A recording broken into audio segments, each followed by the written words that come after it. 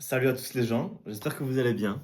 Ça fait extrêmement longtemps que j'avais pas fait de vidéo YouTube, tout simplement parce que je suis passé par une énorme phase de ma vie très très intense, et que ce soit émotionnellement ou je vais même dire spirituellement pour ceux qui sont un peu dans ce mood-là. Maintenant évidemment on peut aussi en parler en termes scientifiques, mais j'ai vraiment envie de vous expliquer en gros ce qui m'est arrivé. J'ai fait un énorme burn-out, voilà. Puis une dépression. Pour ceux qui me suivaient déjà à l'époque, je travaillais à l'époque Lacoste en tant que vendeur et j'ai eu plusieurs crashs émotionnels avant vraiment de démissionner et d'en faire un énorme. Voilà, en fait, j'ai eu des, on va dire, des avertissements. Malheureusement, j'avais pas encore le niveau de conscience nécessaire pour comprendre pourquoi je me crachais comme ça. C'était vraiment, voilà, je me lançais, j'avais un bouquin, ouais, j'avais mon bouquin, je notais mes objectifs et à chaque fois, je me disais, allez, let's go, j'y vais. Et tout simplement, il se passait quelques semaines, voilà, je me donnais à fond, je me donnais à fond, et là, boum, crash émotionnel, je tombais. Je tombais, mais vraiment fort. J'avais l'impression que je pouvais plus rien faire. C'était vraiment un crash. Je suis quelqu'un de discipliné, vous voyez. Et c'est vrai, là, vraiment, c'était vraiment un crash émotionnel en mode, putain, j'étais à terre. Vraiment à terre. Et en fait, je traînais vraiment un énorme boulet depuis le début dans ma vie. Et ce boulet, c'était même pas une personne, ce n'était ni une personne, ni quelque chose d'extérieur, en fait, c'était là-dedans. C'était tout simplement la vision que j'avais de moi-même et la vision que j'avais du monde, en fait, du monde extérieur. Le rôle que j'avais à jouer. J'ai été coincé dans un schéma, en fait, un schéma de vie qui m'a été, je dirais, imposé à la naissance ou que je me suis imposé moi-même. Je m'étais, en fait, attribué comme rôle le rôle du héros, le rôle de la personne qui sauve les gens. Et j'ai fait ça avec littéralement toutes les personnes que j'ai rencontrées depuis le début. Et en fait, à chaque fois, avec ces personnes-là, ça partait en couille. Pourquoi? Parce que là, je vais partir vraiment dans un trip hyper loin. Certains vont me croire, d'autres non. Mais en gros, chaque personne qui te fait souffrir est là pour t'apprendre une leçon. La leçon, soit tu la prends et tu évolues, soit tu ne la prends pas, tu rejettes la faute sur la personne, et du coup, tu vas répéter ça avec toutes les personnes que tu vas rencontrer à l'avenir. Il faut savoir, moi, que j'ai malheureusement compris la leçon très tard. Et la personne qui m'a ouvert les yeux là-dessus, ça a été ma copine, qui n'est plus ma copine malheureusement à l'heure actuelle. Ça a été ma copine parce que en fait, elle m'a vraiment ouvert les yeux sur comment je me comportais avec elle et avec tout le monde en fait. En fait, moi, il faut savoir que je suis un rêveur. Je sais que dans ce monde-là, il n'y a pas de règles. Et franchement, ceux qui croient qu'il y a des règles, les gars, réveillez-vous. Regardez autour de vous, ouvrez les yeux. Comment vous pouvez croire qu'il y a des règles? Il n'y a pas de règles. Là, les seules règles qu'il y a, en fait, c'est celles que vos parents vous ont imposées à la naissance et celles qu'en évoluant au fil de votre vie, vous allez vous imposer. Mais il n'y a pas de règles. Moi, quand je me réveille le matin, je sais que je peux faire ce que je veux. Alors certes, il m'a fallu du temps pour l'incarner. Parce qu'évidemment, tu peux te dire je fais ce que je veux, mais pour pouvoir l'incarner pleinement et avoir ce détachement et réellement faire ce que tu veux, ça c'est autre chose. Après, je pense que c'est propre à chacun. Moi, je sais que j'ai vraiment eu du mal pendant longtemps par rapport à ça. Et du coup, en fait, j'avais toujours l'impression de devoir des choses aux gens. Constamment. Constamment, constamment, constamment. Et du coup, ça sabotait toutes mes relations. Parce que, et les personnes n'y étaient pour rien, hein. Voilà, par exemple, je vais donner un exemple. Moi, il y a un pote qui va me demander pour sortir. Ben, moi, je veux pas, mais je vais lui dire oui parce que j'ai pas envie, qu'il croit que j'ai pas envie de passer du temps avec lui. Et du coup, je vais m'obliger à le faire. Et au fil du temps, je ressentais de la rancœur envers ces personnes-là que j'aime parce que je me sentais obligé de vivre pour eux, alors que pas du tout, hein. J'avais juste à dire non. Mais j'étais tellement. C'était de l'empathie mal placée, tu vois. C'était vraiment l'empathie en mode ah ben voilà, si je lui dis non, ben elle va croire que je l'aime pas et du coup elle va m'abandonner et tout. En fait, c'était vraiment des tripes mentaux, les gars. Je vous promets que ça m'a bouffé toute ma vie. J'ai été malheureux toute ma vie à cause de ça. Et là, dans votre tête, vous vous dites, bah, t'avais qu'à dire non. C'est tellement plus complexe que ça. Et les personnes qui m'ont connu savent très bien à quel point c'était nocif. En fait, c'est un peu, pour t'imager le truc, je vais essayer de te mettre une image là. C'est un peu comme si tu avais ton enfant à l'intérieur de toi, tu vois, et qu'au fait, il était constamment étouffé par plein de gens autour, tu vois. Et qu'au fait, il savait plus respirer. Et qu'au fait, le seul moment où il pouvait respirer, c'était dans sa chambre, où il prenait quelques minutes pour lui, pour pleurer, pour faire sortir le peu d'émotions qui s'autorisaient à s'exprimer. Et puis il ressortait dehors, dans le contact social. Et là, c'était reparti. C'était vraiment une prison, en fait. J'étais dans une prison mentale que je n'arrivais plus à sortir. Et dites-vous que je me suis toujours considéré comme quelqu'un de gentil. Genre, moi, j'étais Janel. Dans ma tête, je me disais: «Moi, je suis Janel, je suis gentil et j'aide les gens». Le problème, c'est que pour être heureux dans la vie, il faut pas être gentil, il faut être sain. Il faut être quelqu'un de sain, en fait. Il faut savoir mettre des limites. Si tu sais pas mettre de limites, soit aux gens ou à toi-même, tu auras une vie de merde. Tu auras une vie de merde. Tu auras beau avoir le portefeuille le plus rempli. Tu auras beau avoir la plus belle femme au monde à tes côtés. Et je parle aussi pour les femmes, tu auras beau avoir le plus bel homme. C'est la même chose. Tu auras beau avoir la plus belle voiture au monde. Bref, tu auras beau avoir tout ce que tu veux. Si là-dedans, c'est la merde, c'est le foutoir, ta vie, ça va être de la merde. Ce sera de la merde. Tu te lèveras toujours avec cette fatigue persistante qui te colle au cul. Tu sais pas pourquoi, tu as l'impression que tu fais tout bien, mais elle est là, t'as l'impression d'avoir un poids que tu es obligé de pousser. Et c'est horrible, c'est horrible. Bref, pour conclure tout ça, c'est vraiment une prison mentale où en fait j'ai l'impression de devoir tout le temps des choses aux gens. Et du coup, je ne vis même pas pour moi, je vis pour tout le monde. Pour tout le monde. Et je peux vous assurer que du manque de respect, il y en a eu un. Parce que certes, il y a des gens qui le verront, que vous êtes dans un mal-être. Soit ils vont faire semblant de rien et malheureusement ils vont en profiter. Ou alors il y a des gens malheureusement qui ne comprennent pas ce que vous vivez. Et du coup, ben, ils voient pas les, ils voient pas les problèmes dans lesquels vous êtes. Ils le voient pas. Du coup, eux, ils vont pas profiter. C'est pas qu'ils vont profiter de vous, mais ils vont juste agir avec vous comment vous vous traitez. Du coup, dans les deux cas, au fait, que ce soit des gens qui en profitent ou des gens qui en profitent pas, les gens vont vous chier dessus. Que ce soit des personnes gentilles, bienveillantes, ou que ce soit des personnes malveillantes. Parce qu'en fait, la seule personne qui peut vous sortir de ce trip, c'est vous. Moi, l'erreur que j'ai faite, je pense, c'est que je me suis pas fait aider. Je suis quelqu'un qui a un très gros ego, j'ai pas peur de le dire, j'ai un très gros ego, j'ai une très haute estime de moi-même, car je sais d'où je viens, je sais où je vais aller aussi. Et je me suis toujours dit dans ma tête, je vais me débrouiller tout seul.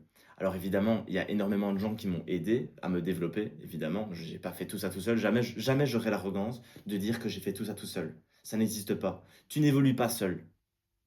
Ce n'est pas possible. Ce que je veux dire par là, c'est que j'aurais peut-être dû m'aider d'un professionnel pour lui expliquer pourquoi je me sentais autant mal, c'était quoi le poids que j'avais dans ce monde. Et je ne l'ai pas fait. J'ai préféré me cultiver, j'ai lu des livres, j'en ai parlé à mes proches, j'ai regardé des vidéos, je me suis cultivé tout seul. Et peut-être que si je m'étais fait suivre depuis le début, peut-être que ma vie n'aurait pas été un aussi gros foutoir. Malheureusement pour moi, j'étais vraiment coincé dans une bulle de je vais me débrouiller seul, personne doit m'aider. Alors que si, il faut se faire aider, c'est important. Vous n'êtes pas seul dans ce bas monde. Les gens sont là pour vous aider. C'est hyper important. Bref, je suis parti un peu dans tous les sens. J'espère que vous m'avez compris. Aujourd'hui, on est le 27 juillet. Il s'est écoulé presque un an depuis mon burn-out et ma dépression. Euh, j'ai énormément souffert. C'est un peu pour t'illustrer ce qui m'est arrivé en fait pendant cette année-là. C'est un peu comme si euh, pendant un an, j'avais exprimé, mon corps et mon cerveau avaient exprimé des émotions qui étaient bloquées depuis, je l'ai mal fait, depuis longtemps, longtemps, longtemps, longtemps. Parce que quand tu es bloqué dans ce genre de schéma, ce qui se passe, c'est que ton système nerveux ne fait pas circuler tes émotions correctement. Ça veut dire que tes émotions sont bloquées. Parce que, regarde, je vais te donner un exemple. Un exemple tout con. Aujourd'hui, je veux rester chez moi et je ne veux pas bouger. Des potes m'appellent. Ouais, Janelle, t'es chaud, on sort. Je n'ai pas envie de sortir. Je n'ai pas envie, je l'exprime. Allez, s'il te plaît, Janelle, viens, on sort. Ok, ça va, c'est bon, je sors. Je suis en colère. Je suis en colère parce que je ne veux pas sortir. Malheureusement, je suis bloqué dans mes schémas. Donc, qu'est-ce qui se passe? Je m'empêche d'exprimer ma colère. Je vais voir mes potes. Je suis pas content de les voir, mes potes. Pourquoi? Parce que moi, j'avais un besoin. Mon besoin, c'était de rester chez moi, de souffler. Je n'ai pas écouté ce besoin. Qu'est-ce qui se passe? Colère inexprimée. Mais mes potes, je les aime. Et c'est pas de leur faute au final. Donc, qu'est-ce qui se passe? Je bloque la colère. Bam. Colère bloquée dans le système nerveux. Tac, tac, tac. Et là, c'est un cercle sans fin. C'est un cercle sans fin, tes émotions ne sont pas exprimées. Du coup, tu pètes un plomb intérieurement. Et t'affiches ce putain de faux sourire. Non, mais je vais bien, les gars. Je vais bien. On rigole. Non, je vais pas bien. J'ai envie de tuer tout le monde. C'est pas de votre faute, mais j'ai envie de tous vous tuer, en fait. Et c'est horrible. Comme sentiment, c'est horrible. Du coup, comme je vous l'ai dit, le burn-out était là pourquoi? Pour me faire rendre compte qu'il y a un truc qui allait pas.